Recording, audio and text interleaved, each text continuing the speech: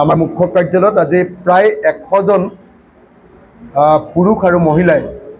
বিভিন্ন দলৰ পৰা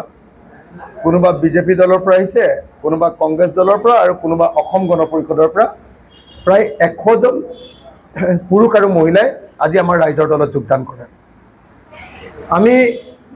সকলোকে যিসকলে আজি ৰাইজৰ দলত যোগদান কৰিছে সকলোকে স্বাগতম জনাইছো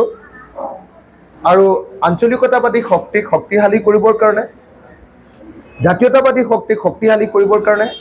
এনেকৈ ৰাইজৰ দলত যোগদান কৰাৰ কাৰণে মই তেখেতসকলক সকলোকে ধন্যবাদ আৰু কৃতজ্ঞতা জ্ঞাপন কৰিছো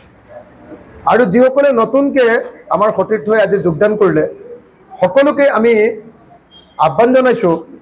যাতে দলৰ দায়িত্ব সুচাৰুৰূপে পালন কৰে দলৰ দায়িত্ব যাতে সুচাৰুৰূপে তেওঁলোকে গ্ৰহণ কৰে আৰু দলৰ দায়িত্ব গ্ৰহণ কৰি যাতে তেখেতসকলে আমাৰ দলৰ সাংগঠনিক কাম কাজত মনোনিৱেশ কৰে তাৰ কাৰণে সকলোকে আজি আহ্বান জনাইছো আমি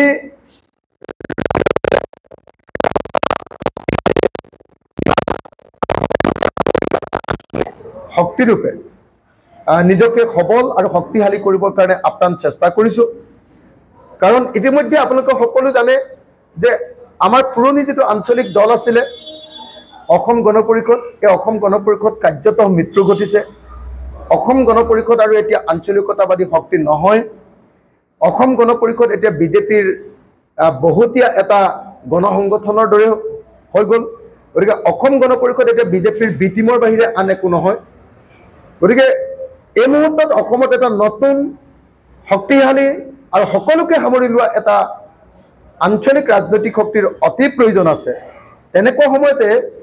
প্ৰত্যেক দিনাই আজি কালি পৰহি প্ৰত্যেক দিনাই আমাৰ ৰাইজৰ দলত যি ধৰণে শিৱসাগৰ অঞ্চলৰ শিৱসাগৰ জিলাখনৰ বিভিন্ন ঠাইৰ পৰা মানুহে যোগদানত অংশগ্ৰহণ কৰিছে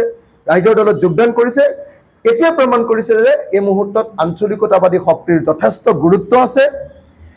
আনতে আমি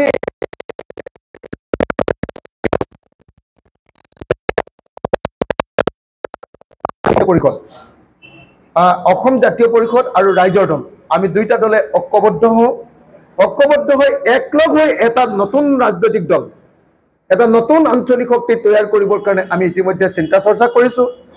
এই সম্পৰ্কত অতি কমেও 5টা ৰাউণ্ডৰ আলোচনা ইতিমধ্যে আমাৰ সমাপ্ত হৈছে আৰু এই সম্পৰ্কে এতিয়া শীৰ্ষ পৰ্যায়ৰ আলোচনা বিলোচনা অব্যাহত আছে আমি আশা কৰো যে নিৰ্বাচনৰ পাছতে